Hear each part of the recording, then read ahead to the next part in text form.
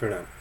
स्वामी करपात्री जी द्वारा विरचित दुर्लभ ग्रंथ चातुर्वर्ण्य संस्कृति विमर्श की शीर्षक चर्चा में आगे बढ़ते हुए हम दो अन्य पदों का चिंतन करेंगे।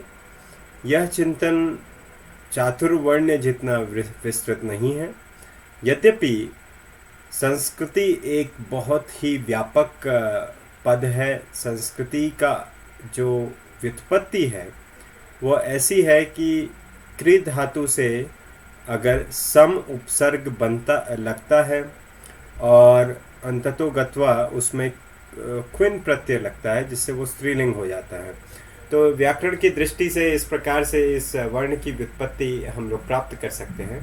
परंतु यहाँ चिंतनीय यह है कि संस्कृति का अर्थ कैसे निकाला जाए। संस्कृत समक्रियते इति संस्कृतः, या ये है, ये संस्कृतः जो पद है ये तः प्रत्यय से आता है, परंतु यहाँ संस्कृति का अर्थ कहीं कहीं संस्कार के रूप में भी लिया जाता है। तो संस्कार का रूप, संस्कार का चिंतन क्या है, संस्कार क्या है? ये अलग अलग प्रत्ययों से एक ही प्रक्रिया से बनने वाले अलग अलग वर्ण हैं। तो संस्कार की परिभाषा में परिष्करणम, यह एक अर्थ होता है। परिष्कार मतलब शुद्धिकरण। पुनश्च संस्कार की एक बहुत विशिष्ट अवधारणा है कि जो हम लोग संस्कार आदि करते हैं, 10 संस्कार या षोडश संस्कार, जो जात कर्म आदि यह संस्कार होते हैं, इनको भी संस्कार कहा जाता है। परंतु एक मुख्य प्रतिपाद्य विषय यहाँ ये है कि संस्कार का अर्थ अतीन्द्रिय विषयों के ज्ञान के लिए भी होता है। तो जो व्यक्ति या जिस वस्तु या जिस प्रक्रिया से हमको अतीन्द्रिय विषयों का ज्ञान हो, वह संस्कार या संस्कृति कहलाती है। यह मुख्य यहाँ प्रतिपाद्य विषय है, क्योंकि चातुर्वर्ण्य संस्कृति के अंतर्गत आने वाले विषयों को अगर लौकिक दृष्टि से देखा जाए तो लौकिक दृष्टि वस्तुतः माया है। और माया का मूल आधार क्या है? माया का मूल आधार है जो हमारी इंद्रियां हैं, जो हमारी पंच इंद्रियां हैं, उसके द्वारा ग्राह्य जो भी विषय आदि हैं, उन सभी का जो समावेश है उसको हम इंद्रिय बोध से जानते हैं। जो जितेंद्रिय व्यक्ति होता है, जितेंद्रिय व्यक्ति यह होता है जिसने इंद्रियों पे विजय पा ली हो। परंतु जितेंद्रिय के इतर जो अतीन्द्रिय विषय होते हैं, जिनको इंद्रियां ग्रहण करने में समर्थ नहीं होती हैं, उन विषयों को हम कहते हैं कि वह विषय संस्कृति के द्वारा ग्राह्य होते हैं।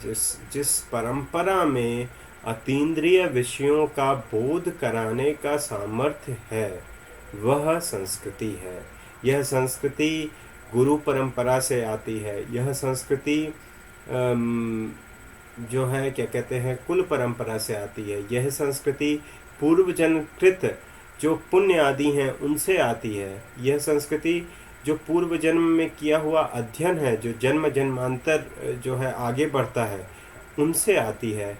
इसलिए संस्कृति का जो लौकिक अर्थ हम लोग ग्रहण करते हैं कि वस्तुतः आंग्ल भाषा में हम कहते हैं सिविलाइजेशन या कल्चर, यह उचित व्याख्या नहीं है। क्योंकि क्या अन्य सभ्यताओं में इन विषयों को ग्रहण करने का सामर्थ्य है?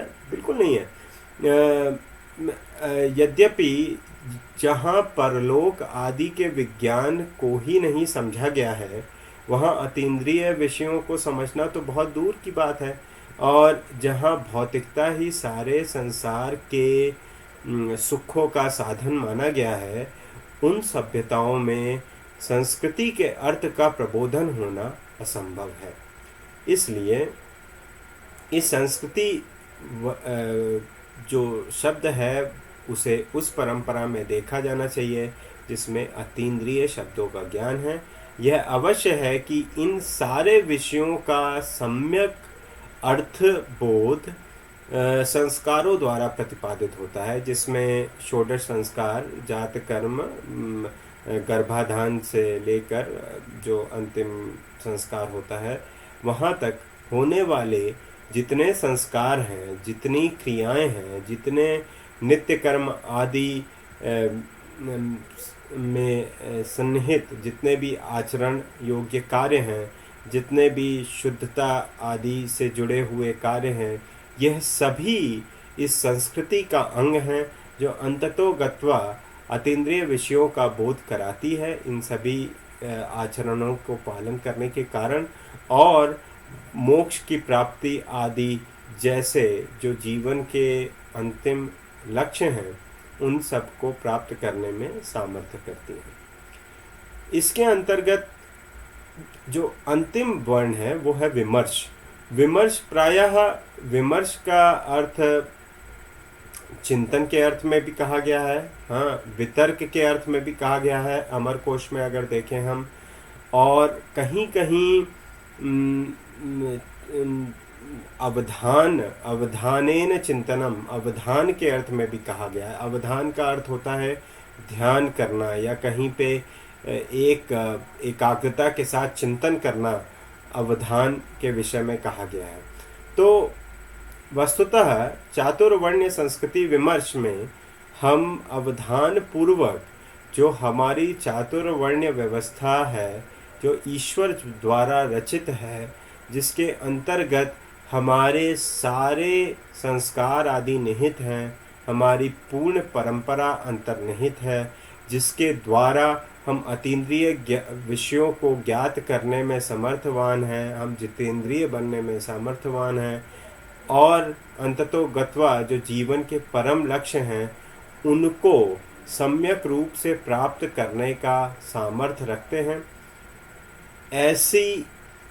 ऐसा ग्रंथ जो इन सभी विषयों को अवधान पूर्वक चर्चा करने का सामर्थ्य रखता है, इन सभी विषयों को प्रतिपादित करने का सामर्थ्य रखता है, इन सभी विषयों में जुड़ी हुई जो शंकाएं हैं उनका समाधान करने का सामर्थ्य रखता है, ऐसा ग्रंथ धर्म सम्राट स्वामी करपात्री जी द्वारा ही रचा जा सकता था। उन जैसी विलक्षण प्रतिभा जैसे महापुरुष ही इन विषयों को स्पष्ट रूप से सामान्य जनों के लिए लिख सकते हैं। यद्यपि देव भाषा में होने के कारण इसकी पहुंच, इसकी जो उपलब्धता है वो सर्वजन तक नहीं है, उसका लघु प्रयास हम कर रहे हैं।